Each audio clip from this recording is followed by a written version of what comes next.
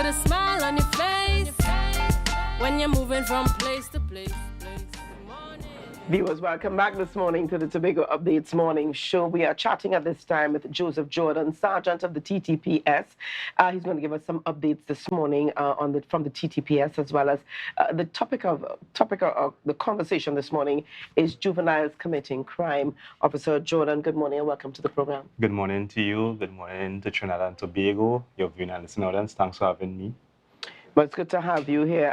And I'll say like Julian, excellent performance. Your boss says excellent performance. I guess all the way down should trickle to the officers on the ground. Yes.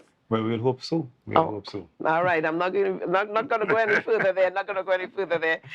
But even as we're talking this morning, juveniles committing crime, and you're going to give us some updates this morning. We see here that there is an increase in juvenile crimes in Trinidad and Tobago.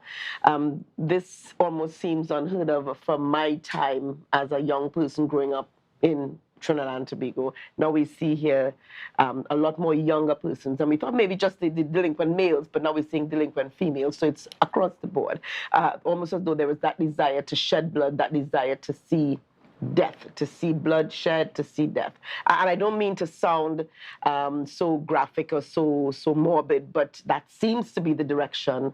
We're looking at what is before us. I want to get your thoughts on how we got here.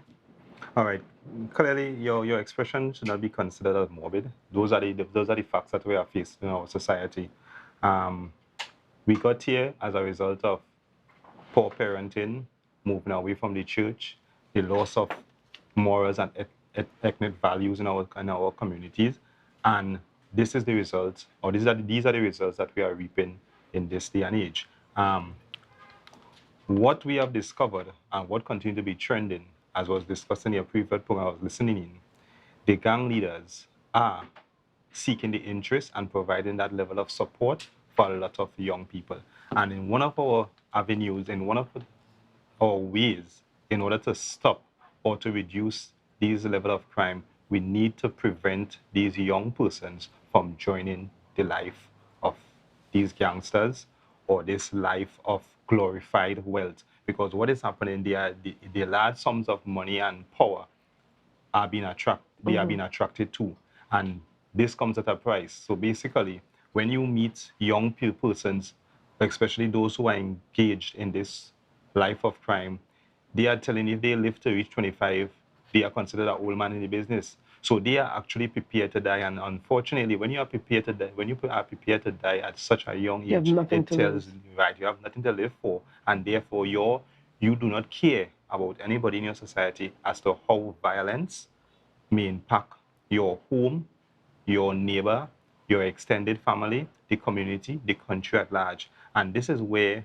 we need to put our wheels, or rather our shoulder to the wheels, and push back against the criminal elements, because we cannot continue to go down this path. And yes, it is the responsibility of the police service, along with under the Ministry of National Security, to ensure the safety and the well-being of our citizens. However, all persons need to play a part, all hands on deck. So we are in a very dark, we are along a dark path. However, we cannot give up hope, and we are calling for all persons to play their part in order for us to regain the safety and the security of Trinidad and Tobago. Now, as a member of the TTPS, I am sure that you've heard persons say it's the police fault. The police are to be blamed for this. One officer said to me about 2 weeks ago, the two toughest jobs today, in today's world, one, a police officer, and two, that of a parent. All right, in no order. Could be parent. But I'm saying here, I'm sure that you have heard that the TTPS or the police service is to be blamed. What are your thoughts on that? Right. Should the police service be blamed for the increase in criminal activity amongst our young persons? I will not agree with that statement. Considering this, the police comes from the community is the police. So if we are raising, or what is being raised in our community is now being infiltrated into the police service, the results would be negative. So it goes back to the foundation. If we do not create that foundation of prosperity, love, peace, goodwill, then what is going to be perpetrated not only in the police service but in every aspect of our community will be violence and mayhem. So we have a responsibility to prevent, as the police, to prevent and to detect infractions of the law. But our main focus should be a proactive one, and what we want is to prevent. So hence the reasons we would have had programs such as police youth clubs. We do outreach programs.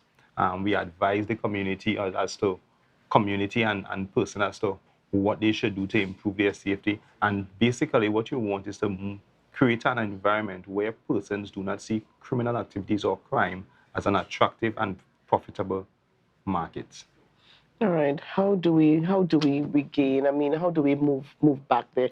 We saw quite recently a fight that took place Lower Scarborough, just around Market Square there, amongst involving young persons in school uniform, in their secondary school uniform. I saw adults getting into the fray, trying to part the fight and to quell the argument or whatever started the fight. Vehicles stopped in the road. And I'm looking at this and I'm thinking here, is this Tobago?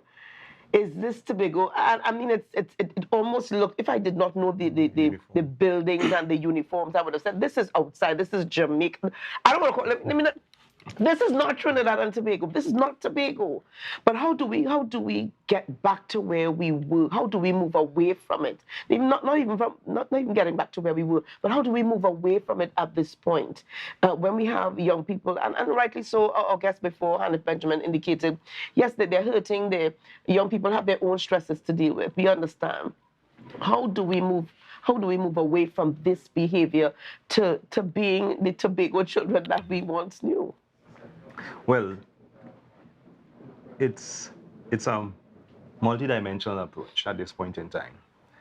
We have to, as I indicated, we have to go back to the foundation. The parents have to play a part in ensuring that their children are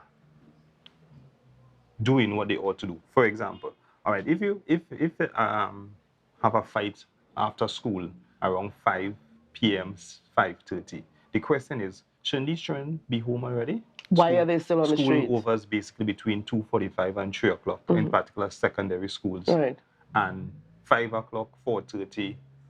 That's 2.5 hours later. They are still lingering around. 5:50, yeah. So where are their parents as they relates to time of getting home? Well, we know most parents, they may be at work. However, because of the technology, and I often say technology is supposed to improve our lives, but it has made matters worse, because I could remember long ago, cell phones were not very prevalent.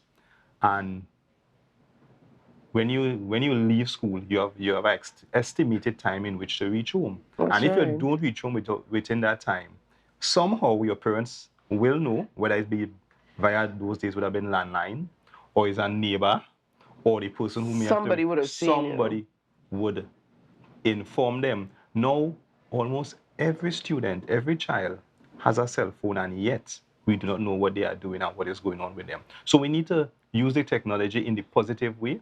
We have to encourage our children to do the right thing, because the right thing to do.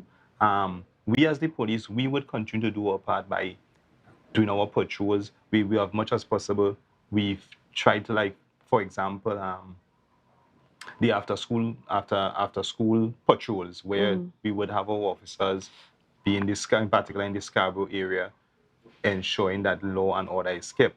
But however, some of these children are so disrespectful.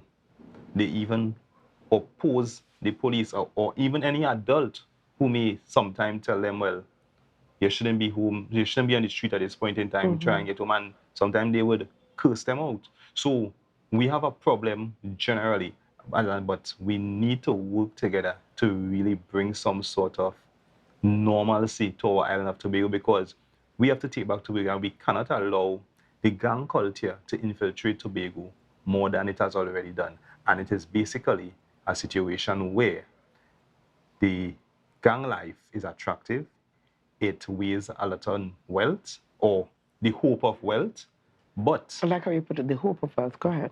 But for some strange reason, they are not looking at the statistics, because most of the times when what is reported in the news, when we hear about these unfortunate and untimely deaths, it is gang-related, drug-related. And that is scary. So if they of themselves do not understand what they are getting themselves into, they will continue to go along the path because they do it, because some of them say that is what they are accustomed to, that is the way of life. Yeah. But you are basically creating a scenario where we will all become extinct. Let me ask you: are there what are the statistics saying? What are the statistics saying in relation to juveniles and criminal activities? All right. I wouldn't be able to quote the figures. However, there have been increases in juveniles committing crime. Now, ranging from some simple things like traffic offenses, larceny, robbery. In Tobago, we have not had many cases, but they are significant enough to show that it is a matter of concern. Because when we look at sometimes we have our files that will go to the DPP, a number of children are committing serious offenses. And as much as possible, the process, they try not to be too harsh on them in order to see if they can reintegrate them into society. Rehabilitate and reintegrate. So what we often find, sometimes they get a slap on the wrist. Some of them may turn back, and some of them continue along the path. Because the penalty was not severe enough? Well, sometimes penalty not severe enough. Sometimes these children, sometimes they lack supervision. Because yes, you may be able to treat with this instance, but if they go back into the same environment, they are more than likely going to continue with that learned behavior. So it is a continuous monitoring situation, monitoring attitude that must be applied in order to keep our children on the straight and narrow path. All right. Well, thank you so much for chatting with us this morning. Any other bits of information for viewers this morning? Well, we just want to encourage the public as it relates to Tobago. We have seen some unusual development as it relates to murder. We would have had 6 murders already for the year as compared to 2 for the same period last year. So we just want to employ the public to share what information they can, and so that the police can solve these matters. We have our hotlines at 555 and 800 tips. Any information provided will be confidential and is useful in solving these murders and the many other crimes that have been committed thus far. All right. Thank you so much for chatting with us this morning, Officer Joseph Jordon, TTPS. Viewers, we're going to leave it there. We want to thank you so much for joining us today. Thank you so much to all of viewers on the live and as well on Gael and M&E TV. We say have a great day. Stay safe on those roads. And remember, any information you have, please share it with regards to these crimes that are being committed in Tobago. See something? Say something. Have a great day, Tobago. We're going to head on over into Tobago Notes and GMT. Bye-bye.